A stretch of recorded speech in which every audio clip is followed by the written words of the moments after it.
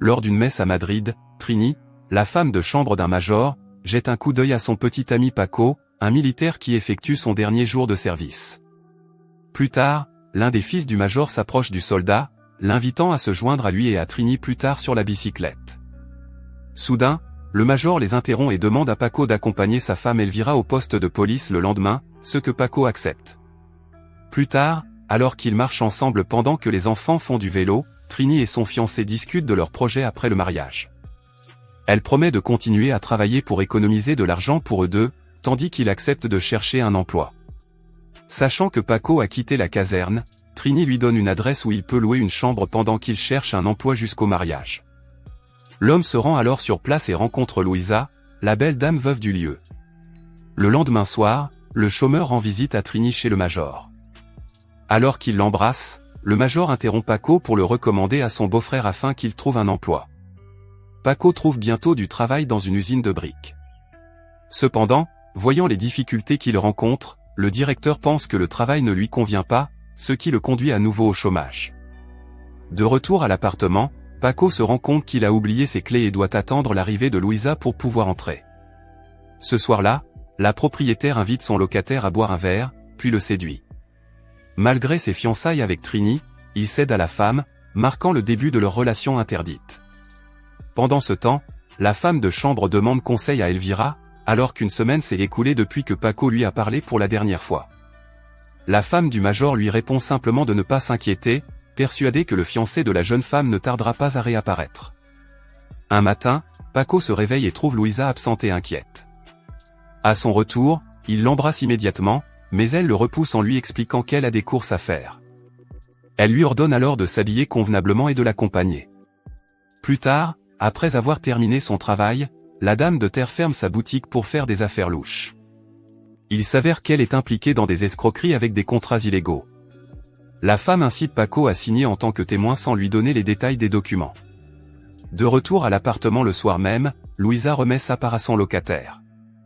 La veille de Noël, Paco rend visite à Trini après des semaines de silence. L'homme l'informe qu'il a quitté le chantier mais qu'il a trouvé un nouvel emploi dans une usine de pain. Plus tard, il lui propose d'aller manger au restaurant.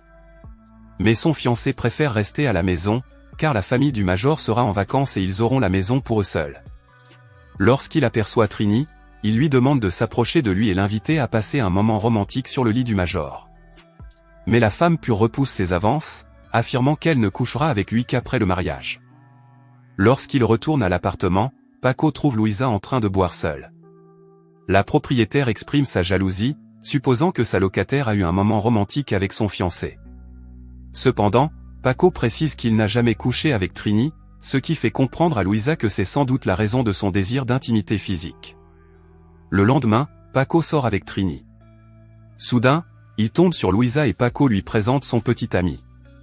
Lorsque Paco invite Louisa à se joindre à eux pour boire un verre, la terrienne refuse, mais, par jalousie, lui fait remarquer qu'ils sont amis avant de partir brusquement. En entendant cela, la fiancée se sent immédiatement mal à l'aise. Arrivée au restaurant, Trini est agacée et refuse de commander quoi que ce soit. Elle exprime ses soupçons sur l'interaction entre Paco et Louisa, remarquant la façon dont la femme au sol l'a regardée et sa réaction. Jalouse, elle lui demande rageusement de trouver une autre logeuse et s'en va en claquant la porte. Il la suit, inquiet de sa réaction. Lorsque Paco revient à l'appartement ce soir-là, Louisa exprime également sa jalousie et insulte son locataire pour avoir une relation amoureuse avec une femme de ménage.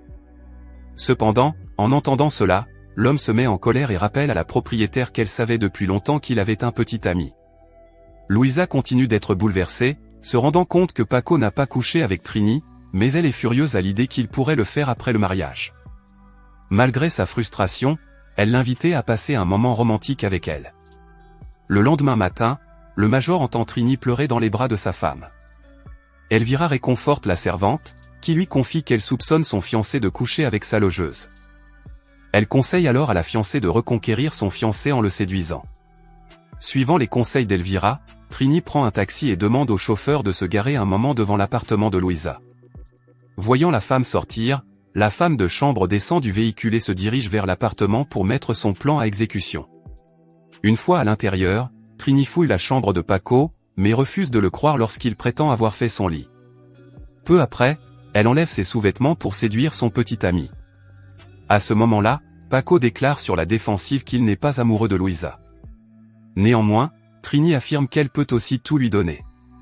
Pendant ce temps, Louisa rencontre ses partenaires commerciaux et découvre qu'elle leur doit de l'argent. Lorsqu'elle admet qu'elle n'a pas d'argent pour payer, les deux hommes insistent pour qu'elle règle sa dette, menaçant de lui défigurer le visage si elle ne s'exécute pas. En entrant dans l'appartement, la propriétaire découvre que Paco et Trini ont eu un moment romantique sur son lit, ce qui la bouleverse profondément. Il l'invitait néanmoins à se coucher, mais cette fois-ci, elle refuse et lui ferme la porte au nez. Peu après, le locataire prend un stylo et du papier et écrit une lettre à sa propriétaire, l'informant qu'il sera absent pendant plusieurs jours et qu'il a apporté de l'argent avec lui. Le lendemain, Paco accompagne Trini au village pour rendre visite à sa mère. Elle le présente à sa mère comme son mari, en mentant sur leur mariage de la semaine précédente. Le soir, le couple passe une nuit romantique. Lorsque la femme lui demande s'il l'aime, il lui confirme qu'il l'aime. À minuit, Trin mange en larmes, réalisant qu'elle ne peut pas rendre son fiancé heureux. Plus tard, alors qu'elle danse, la fiancée exprime sa frustration, estimant qu'elle lui a tout donné, mais que son mari ne semble penser qu'à Louisa. De retour à l'appartement de Madrid, Paco avoue à Louisa combien elle lui manque. Cependant, lorsqu'il lui enlève ses lunettes de soleil, il remarque des bleus sur son visage. Inquiet, il lui demande ce qui s'est passé, mais elle lui promet seulement de l'informer plus tard. Lorsque Paco vérifie la lettre qu'elle est en train d'écrire, Louisa explique qu'elle veut emprunter de l'argent à un ami, un ancien locataire qu'elle a séduit avant lui. Louisa révèle qu'elle a été impliquée dans une escroquerie au steak et qu'elle a besoin d'un prêt pour éviter que ses partenaires commerciaux ne la menacent à nouveau. Comprenant sa situation, le protecteur Paco déchire la lettre et promet que personne ne lui fera de mal. Lorsqu'elle est à ses côtés et qu'il tente de l'embrasser, elle s'éloigne de lui et se dirige vers la chambre à coucher, prétextant ne pas être de bonne humeur. Elle lui répond qu'elle n'est pas fermée à clé et le laisse entrer. Les deux s'embrassent, créant un moment romantique. Paco lui promet de l'aider à rembourser ses dettes avec les économies de Trini, qu'elle a accumulées au fil des ans. Pour forcer sa fiancée à lui remettre l'argent, Paco envisage d'inventer une histoire dans laquelle il risque la prison. Louisa lui propose alors un autre plan, en lui demandant de mettre fin à la vie de Trini pour elle. Paco refuse, craignant de se retrouver en prison, mais la dame du pays lui assure qu'il ne sera pas pris, affirmant qu'il a mis fin à la vie de son mari sans en subir les conséquences. Pour mettre leur plan à exécution, Paco rend visite à Trini le lendemain, lui disant qu'il a une nouvelle opportunité d'emploi et qu'il peut enfin faire sortir Louisa de leur vie. Il ment en disant qu'on lui a proposé d'acheter un bar à Aranda qui coûte 20 000 pesetas. Pour la convaincre, il lui explique que l'achat du bar résoudra deux problèmes, Trini aura un commerce et il pourra enfin quitter l'appartement de Louis. En entendant cela, Trini devient intéressée et révèle qu'elle a 30 000 pesetas à la banque, qu'ils peuvent utiliser pour acheter le bar. Plus tard, Paco et Trini montent dans un train. Soudain, Trini demande à Paco ce qu'il a dit à sa logeuse. Il répond simplement que Louisa a pleuré quand il lui a dit qu'il partait. Après que Trini l'a embrassé sur la joue, Paco s'excuse et fume. Mais il finit par vérifier les autres compartiments et découvre que Louisa les a suivis. Arrivée à destination, Trini place l'image de la Vierge dans leur chambre d'hôtel pour leur protection divine. Elle prend ensuite les vêtements de la valise et les range dans l'armoire. Alors que Trini est dans la salle de bain, Paco la rejoint et lui peigne les cheveux. Il lui dit qu'il doit sortir pour vérifier si le cousin de la propriétaire a appelé le notaire. Cependant, lorsque Paco sort, il finit par s'asseoir sur un banc près de la cathédrale, réfléchissant à l'opportunité d'accéder à l'obscure requête de Louis. Il se lève bientôt et retourne à la chambre d'hôtel. Il voit Trini endormie dans son lit, son sac à main à la main. Au lieu de s'en tenir au plan, elle ouvre le sac à main pour voler l'argent de son petit ami. Il sort ensuite et s'assoit à nouveau sur un banc près de la cathédrale. Louisa arrive bientôt et lui donne rendez-vous le lendemain à 11 h à Aranda. Mais Paco explique que le plan a changé parce qu'il a maintenant l'argent. Il avoue avoir pris l'argent à sa fiancée pendant qu'elle dormait. Lorsqu'il lui assure que tout ira bien, Louisa refuse de le croire, craignant qu'il n'aille en prison et qu'elle ne subisse le même sort. Paco lui conseille alors de se cacher pendant un certain temps, car c'est la meilleure chose à faire. En entendant cela, Louisa fond en larmes et lui demande d'éliminer Trini avant qu'elle ne parte. En la regardant s'éloigner, elle remarque que quelque chose est tombé de sa main et l'oblige à le vérifier. À sa grande surprise, il s'agit de l'argent de Trini. Paco retourne ensuite à la chambre d'hôtel et se rend compte que sa petite amie a deviné ce qui s'est passé. N'ayant pas le choix, l'homme admet que Louisa était tout pour lui et qu'il ne pouvait pas la sortir de son esprit. Cependant, elle se réfugie dans la salle de bain pour exprimer sa douleur insupportable. Cependant, la femme au cœur brisé et désespérée prend le rasoir et projette de mettre fin à ses jours avec. Juste à temps, Paco brise la vitre et la surprend en flagrant délit. Il lui prend le rasoir des mains et le met dans sa poche. Il la serre ensuite très fort dans ses bras, lui assurant que tout va rentrer dans l'ordre. À sa demande, Paco emmène sa compagne à l'extérieur et l'invite à s'asseoir sur un banc près de l'église.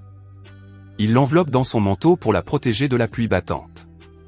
Au cours de leur conversation, elle lui demande depuis combien de temps ils se connaissent, ce à quoi il répond que cela fait 2 ans. En réponse, la femme désemparée explique qu'elle le connaît depuis toujours, mais que tout n'était qu'un rêve. Trini exprime son désir d'en finir avec Louisa, mais reconnaît que Dieu ne le permettra pas. Par conséquent, pour échapper à son malheur, elle veut mettre fin à ses jours. Désespérée, elle demande à Paco de mettre fin à ses souffrances et de la libérer de son tourment. Elle récupère le rasoir dans sa poche, le lui tend et il accepte sans hésiter. Il laisse alors froidement son corps sans vie sur le banc. Paco se précipite à la gare et prend le train de Louis qui s'apprête à partir. Lorsqu'il l'aperçoit, il regarde par la fenêtre de son compartiment, montrant ses mains ensanglantées, ce qui indique qu'il aime vraiment sa dame de terre plus que Trini. Lorsque le train se met en marche, elle descend pour le rejoindre. Ils s'embrassent. Cependant, 3 jours plus tard, le couple est arrêté et mis en prison.